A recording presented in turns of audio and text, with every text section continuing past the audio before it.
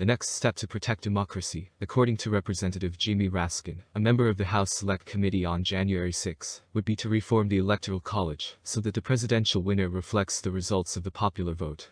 The Electoral College now poses a threat to the American people as well as democracy, having produced 5 popular vote losers as president throughout our history, twice in this century alone. The Maryland Democrat said in an interview with Margaret Brennan for CBS'"Face the Nation" that aired on Sunday that it was dangerous on January 6.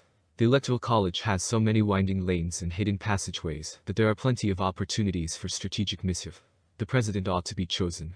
The National Popular Vote Interstate Compact, which is an agreement by some states and the District of Columbia to award their electoral votes to whichever candidate wins the national popular vote, is supported by Raskin, who later said, "The truth is that we need to be continually renovating and improving our institutions. Americans cannot elect their president directly under the U.S. Constitution. They choose the electors from their state, who are then responsible for voting for the president and vice president, in accordance with the wishes of the electors." Al Gore, a Democrat, won the national popular vote in 2000, and Hillary Clinton, a Democrat, lost the Electoral College vote count. Andrew Jackson, 1824, Samuel Tilden, 1876, and Grover Cleveland were other candidates for president who were defeated despite winning the popular vote, 1888. Raskin said, "We know that the Electoral College doesn't fit anymore. The framers of the Constitution were great, and they were patriots, but they didn't have the benefit of the experience that we have lived." Congress passed a comprehensive spending bill last week that included a provision to make it more difficult to annul a recognized presidential election. Raskin called the action necessary, and the very least we can do to reform the 1887 Electoral Count Act. But it's nowhere near enough, he added. We invest hundreds of millions of dollars each year in promoting American democracy abroad, but the one thing those nations never say in return is, "Oh, we think we'll adopt that Electoral College thing you have, too."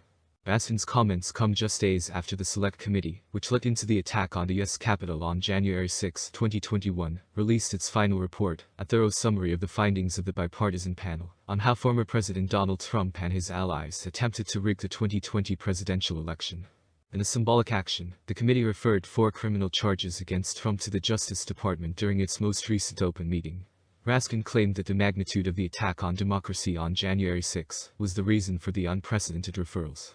He foresaw a potential coup attempt as well. Raskin discussed the security risks that congressmen and women face in the face of escalating partisan tensions. He claimed that the rhetoric being used today is extremely dangerous and represents a significant departure from everything we have ever known.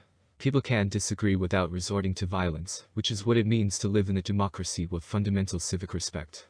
However, the internet has had a negative impact, particularly on the extreme right of the political spectrum, which now uses extremely dangerous hyperbolic rhetoric to put people in danger.